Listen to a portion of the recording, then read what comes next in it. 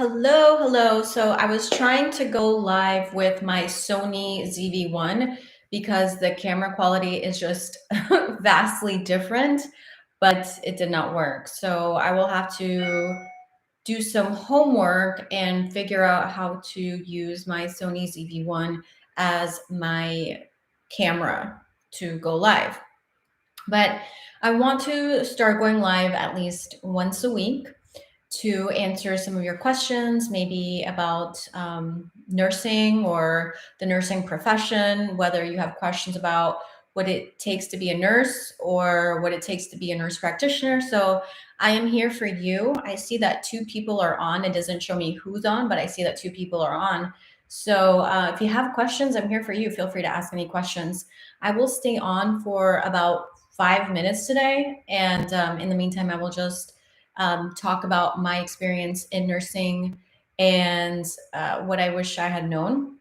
So, the first tip that I will give you if you're going into nursing undergraduate is figure out your studying style.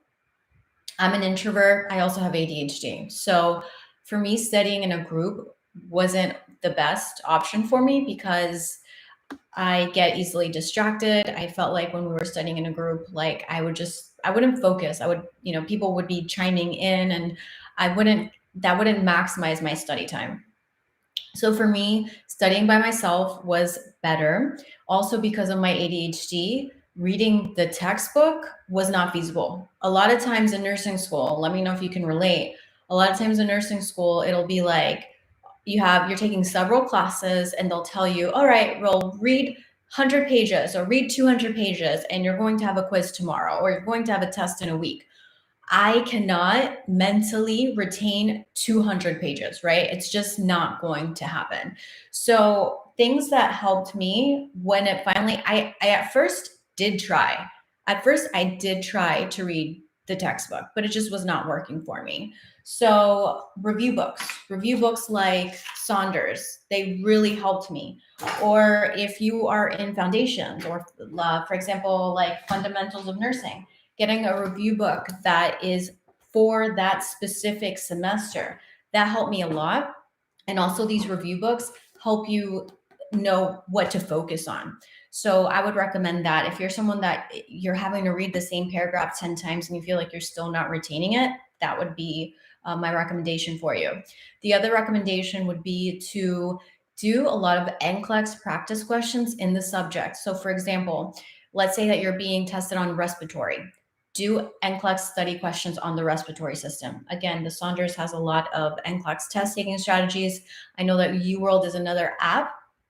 I recently became an affiliate for Nursing.com. They have, there's a description below. I actually haven't logged in yet to Nursing.com, but I do know that they have a lot of resources and they are not only an NCLEX source, but they're also a source per semester. So if you're not a textbook person and you want something to guide you step by step, that would help. All right, so I have someone chiming in. I have Matthew. Hi, Matthew. Matthew says, I'm currently a respiratory therapist that will start a 15-month ABSN program next month. Any suggestions on how to study in an accelerated program? So, same thing with an accelerated program. If you could start now, get a review book and start skimming through the subjects, right? Also practice NCLEX style questions. I don't know about RT, but nursing questions are a whole different ball game. Thank you, Matthew. So nursing questions are a whole different ball game. So Matthew, if you're still on, when you were in RT, were those questions like the way that nursing questions are in nursing is that you have 4 questions, 2 maybe you know that they're not right, but then the other 2 you swear like either one could be right. So are those questions the same questions that you get when you're in an RT program? And that's why my biggest recommendation to you is my first 2 semesters in nursing school, I struggled so much because I did not know what I was doing. Walking into the world of nursing is completely different than anatomy and physiology. It's different than microbiology. In all those classes, you are studying to regurgitate material, right? It's black and white. You either know it or you don't, right? Can you name these bones? Okay, so it's good that you have that background in RT, those application style questions, because then it's not going to be a culture shock for you. It was a culture shock for me. So thank you so much for your donation. I really appreciate it. Love the hippos. So yeah, my recommendation to you would be just start practice NCLEX style questions. Mental health, if you can do, I have several videos on therapeutic communication. A lot of students struggle with therapeutic communication in nursing because it's a whole different world. So I would brush up on therapeutic communication. I do have also, in case you're interested, I have a course that is on NCLEX test taking strategies. So depending on what you want to do, honestly, for you, Matthew, probably this book, The Saunders, is going to be your best bet, and just start reviewing it. So, I know it's large, but this is going to have everything that you need in it.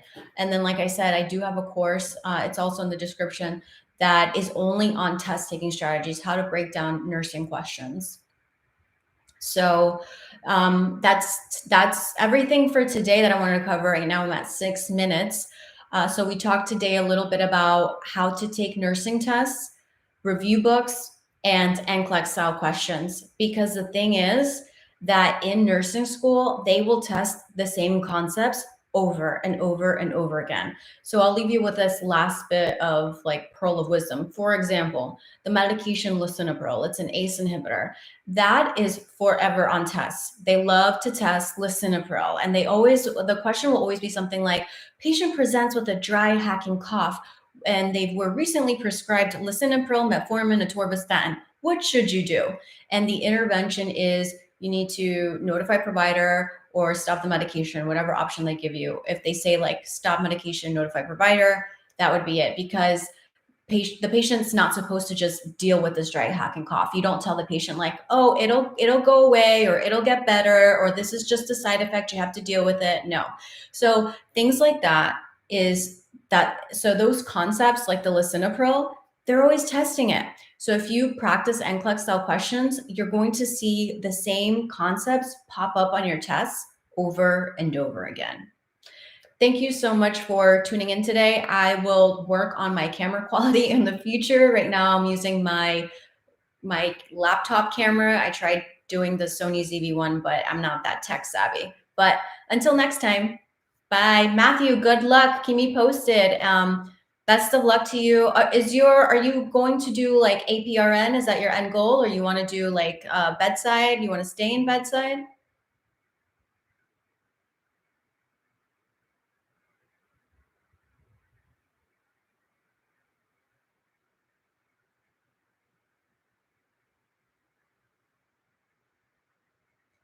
LP, thank you for watching. Like I said, I'm going to try to go live at least once a week now. It's definitely out of my comfort zone. Okay, acute care NP. Awesome. We need more NPs. So I'm sure you know this already. You specifically brought up acute care. Well, you can always watch the replay, LP. So Matthew brings up a good point. A lot of people don't realize that when you're a nurse practitioner, or when you want to become a nurse practitioner, you need to pick the specific track that you want to be in. So for example, a lot of people just assume that if you go to school for family nurse practitioner, that you can work anywhere, or that you can work in the ED or the hospital setting. And even though some NPs do this, personally, I don't recommend it, because you open yourself up to a lawsuit. As an FNP, right? I'm a family nurse practitioner. Our curriculum specifically is tailored to outpatient practice. I know the hospital setting because I worked in bedside, right?